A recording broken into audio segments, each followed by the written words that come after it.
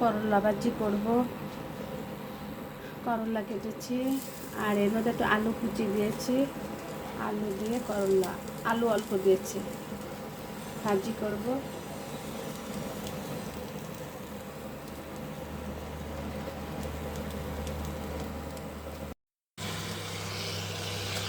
করলা ভাজি করি।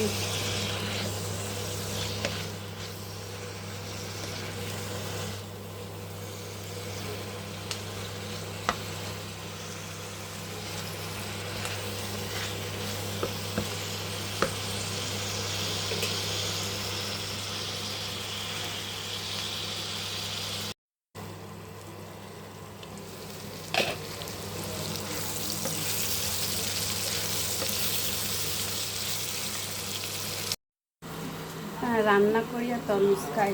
এই যে আমি রান্না করছি আর ফ্রিজ থেকে তরমুজ বের করে খাচ্ছি।